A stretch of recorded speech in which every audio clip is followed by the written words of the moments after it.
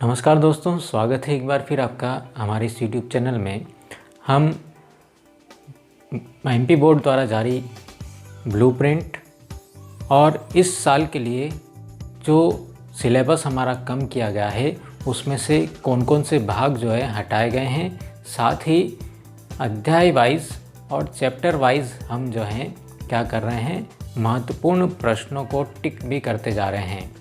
तो आप अपनी बुक लेकर के बैठे होंगे और पिछले इन 2 वीडियो के अंदर जो आपकी स्क्रीन पर आ रहे हैं उनमें हमने जो है एमपी बोर्ड द्वारा जो हमारे सिलेबस को 7 भागों में विभाजित किया गया है, अर्थात 7 इकाई में से जो तोड़ा गया है उसमें से 5 इकाइयों तक के इम्पोर्टेंट प्रश्न, ब्लूप्रिंट और हटाए गए भाग का अध्ययन हम इन 2 वीडियो के अंदर कर चुके हैं। आज के इस वीडियो में हम जो आखिरी की 2 इकाइयाँ हमारी बची हुई हैं उसमें से एक इकाई है क्षेत्रमिति और दूसरी सांख्यिकी और प्रायिकता वाली जो इकाई है उसके महत्वपूर्ण प्रश्नों और ब्लूप्रिंट, साथ ही इसमें से सिलेबस से हटाए गए भाग के बारे में भी हम आज अध्ययन करेंगे। लेकिन इससे पहले यदि आपने इस चैनल को सब्सक्राइब नहीं किया है तो सब्सक्राइब बटन पर क्लिक कर चैनल को ज़रूर सब्सक्राइब कर लीजिए। साथ में ही एक महत्वपूर्ण बात और है कि यदि आप इन महत्वपूर्ण प्रश्नों के PDF अगर आपको चाहिए या इन प्रश्नों की पूरी डिटेल अगर आपको PDF फॉर्मेट में चाहिए तो डिस्क्रिप्शन में मेरा जो नंबर है उस पर आप व्हाट्सएप के माध्यम से मैसेज करके हमसे जो है प्राप्त कर सकते हैं।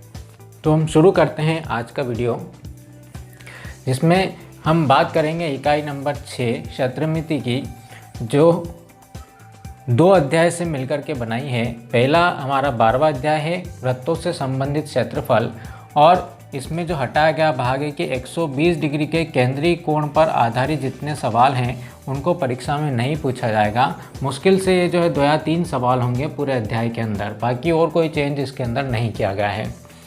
ब्लूप्रिंट की बात करें तो इसका अंक विभाजन यहाँ से 2 ऑब्जेक्टिव पूछे जाएंगे, एक 3 अंक का प्रश्न है और एक जो है 4 अंक का प्रश्न है। इस प्रकार ये जो कुल है वो कितने 9 अंक का जो है पूरा अध्याय हमारा बनने वाला है।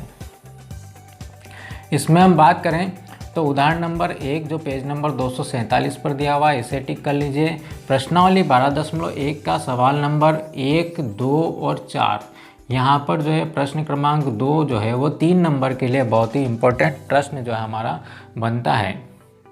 साथ ही ये जो सवाल नंबर 4 है ये भी बहुत इम्पोर्टेंट प्रश्न है 4 नंबर की दृष्टि से अगर हम देखते हैं तो। उदाहरण नंबर 2 पेज नंबर 250 पर दिया हुआ है, साथ ही प्रश्नावली 12.2, इसमें से एक सवाल ज़रूर अपना पक्का जो है वो आना है। उसमें देख लीजिए आप लोग, सवाल नंबर 1, 2, 3, 4, 5, 8, 10 और 12, इसमें से सवाल नंबर 8, 5 और 3 के आने की संभावना जो है वो ज़्यादा है। साथ ही इस प्रश्न क्रमांक 1 को भी आप ज़रूर कर लीजिए। उदाहरण नंबर 5 और 6, इनमें से हमारा एक उदाहरण इसके आने की संभावना बहुत ज़्यादा बनती है। उदाहरण नंबर 5 की जो पेज नंबर 256 पर हमें दिया हुआ है। साथ ही प्रश्नावली 12.3 के प्रश्नों की हम बात करें तो इसमें आप टिक कीजिए 2, 3, 7, 12, 13 और 14। इसमें से प्रश्न क्रमांक 3, प्रश्न क्रमांक 7 और प्रश्न क्रमांक 12 ये बहुत ही इम्पोर्टेंट जो हैं सवाल होने वाले हैं इस अध्याय के लिए। चलिए अगला जो इस इकाई का जो चैप्टर है अध्याय 13 हमारा पृष्ठीय क्षेत्रफल और आयतन, ये जो है इसमें से जो भाग नहीं आएगा वो आएगा शंकु का छिन्नक वाले भाग को जो है पूरा सा जो है क्या कर दिया गया है, हटा दिया गया है। तो हमारी एक प्रश्नावली यहाँ से कम हो जाती है, आखिरी वाली। और इसमें से जो ऑब्जेक्टिव आएंगे वो कितने आएंगे, एक ऑब्जेक्टिव आएगा 1 नंबर का, साथ में जो इसमें एक 5 नंबर का एक बड़ा प्रश्न भी जो है आपको आने वाला है। तो इन 5 नंबर के प्रश्नों के हिसाब से 5 और 1 कुल 6 नंबर का यह अध्याय हमारा बनता है। और इसमें जो इम्पोर्टेंट प्रश्न जो बनते हैं वो प्रश्नावली 13.1 का सवाल नंबर 1 और 6, साथ ही उदाहरण नंबर 7 जो पेज नंबर 271 पर दिया हुआ है, और प्रश्नावली 13.2 का प्रश्न क्रमांक 6 आप कर लीजिए। उदाहरण नंबर 8 जो पेज नंबर 273 पर दिया हुआ है, बहुत इंपॉर्टेंट प्रश्न है। उदाहरण नंबर 11 275 पर दिया हुआ है। साथ ही प्रश्नावली 13.3 का सवाल नंबर 1, 2, 3 और 6, इसमें से दूसरा और छठा जो प्रश्न है वो बहुत ज़्यादा इम्पोर्टेंट है। अगली जो हमारी इकाई है वो है सांख्यिकी और प्रायिकता। इसमें 2 चैप्टर को शामिल किया गया है, सांख्यिकी और प्रायिकता को। तो सांख्यिकी के अंदर हम बात करें तो इसमें से समांतर माध्य ज्ञात करने की पग विचलन विधि को हटा दिया गया है। साथ ही जो बारंबारता बंटन ग्राफ जिसे हम ओजाइव कहते हैं उसको भी जो है हटा दिया गया है। तो समांतर माध्य ज्ञात करने की जो हमारी 3 विधियाँ हैं, प्रत्यक्ष विधि, कल्पित माध्य विधि और पग विचलन विधि, इसमें से जो है आपको अन्य 2 विधियों के बारे में जो है उससे सवाल करने के लिए कहा जाएगा, लेकिन पग विचलन विधि से सवाल करने के लिए नहीं कहा जाएगा। अर्थात सवाल तो नंबरिंग्स वाले सवाल तो सब आ सकते हैं, लेकिन उसको हमें पद विचलन विधि से हल नहीं करना है। साथ ही बारंबारता बंटन जो ग्राफ है वो भी इसमें से हटा दिया गया है। और यहाँ से जो ऑब्जेक्टिव आएंगे वो कितने ऑब्जेक्टिव पूछे जाएंगे, 2 ऑब्जेक्टिव पूछे जाएंगे और एक 5 नंबर का प्रश्न है। इस प्रकार ये जो इकाई है हमारी ये कितने नंबर की बनने वाली है, ये जो अध्याय है वो 7 नंबर का रहेगा। और प्रायिकता वाला जो भाग है उसके बारे में हम बात कर लेते हैं, उसके बाद बात करते हैं हम यहाँ के इम्पोर्टेंट प्रश्नों की। तो प्रायिकता वाला जो भाग है उसमें 1 ऑब्जेक्टिव है और 2 नंबर के 2 सवाल हैं जो छोटे छोटे आएंगे। और इस प्रकार से जो है कितने नंबर का अध्याय रह जाएगा, 5 नंबर का अध्याय होगा। तो हम देखते हैं कि सांख्यिकी और प्रायिकता वाला अध्याय हमारा 12 नंबर का है और ये क्षेत्रमिति वाली जो इकाई है वो 15 नंबर की है। तो 15 और 12 27 नंबर, बहुत बड़े नंबर यहाँ से हमारे कवर होने वाले हैं। तो यहाँ के हम जो है क्या करते हैं, मैं यहाँ पर इम्पोर्टेंट प्रश्न लिख देता हूँ और फिर हम उसके बारे में बात करते हैं। जो आखिरी इकाई है सांख्यिकी और प्रायिकता वाली, उसमें इम्पोर्टेंट प्रश्न के बारे में हम बात करें तो यहाँ से एक सारणी दी हुई है 14.3 पर, पेज नंबर 288 पर। इसके अंदर जो सवाल दिया है वो सवाल जो है समांतर माध्य ज्ञात करने का, उसको अच्छे से कर लीजिए। एक्सरसाइज 14.1 का क्वेश्चन नंबर 2, 3 और 6 अपने को करना है। साथ में जो है उदाहरण नंबर 5 जो है बहुत इम्पोर्टेंट प्रश्न है और इसके आगे चाहे तो आप लिख सकते हैं 2021, क्योंकि ये 100% जो है परीक्षा में पूछे जाने की इसकी संभावना है। एक्सरसाइज 14.2 इसका प्रश्न क्रमांक 1, 2 और 4 और एक्सरसाइज 14.3 का प्रश्न क्रमांक 7 जो है अपने को इसमें से करना है। अर्थात माध्यक और बहुलक के सवाल आपको जो है पूरी तरीके से कंप्लीट करना है। एक बार आप समांतर माध्य को इसमें से छोड़ सकते हैं तो जो 2 ऑप्शन बचेंगे आपके पास में माध्यक और बहुलक, उनको आपको कंप्लीट कर लेना है। यहाँ जो है क्या है, प्रायिकता, और इसमें 2 नंबर का एक प्रश्न पूछा जाना है। तो इसमें देख लीजिए उदाहरण नंबर 2, उदाहरण नंबर 5, उदाहरण नंबर 8 और 9 जो कि दिए गए हैं 227, 331। उदाहरण नंबर 8 और 9 जो है 332 और 333 नंबर के पेज पर हैं।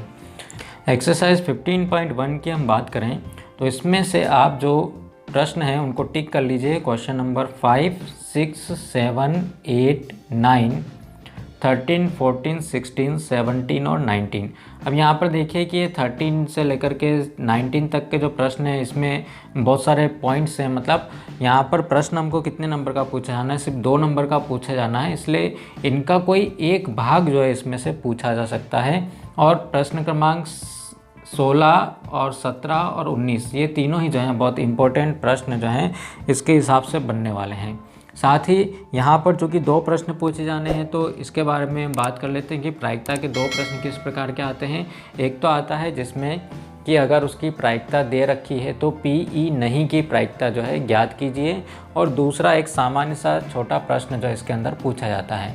तो इस प्रकार हम देखते हैं कि इस ब्लूप्रिंट के अंदर जो हमें पूछे जाने वाले ऑब्जेक्टिव टाइप के जो प्रश्न हैं वो कितने नंबर के रहेंगे, 25 नंबर के रहेंगे, जिसमें आपको सही विकल्प, रिक्त स्थान, सही जोड़ी, सत्य असत्य और एक शब्द या एक वाक्य में उत्तर दीजिए। इस प्रकार के 5 प्रश्नों का इसमें समावेश रहेगा।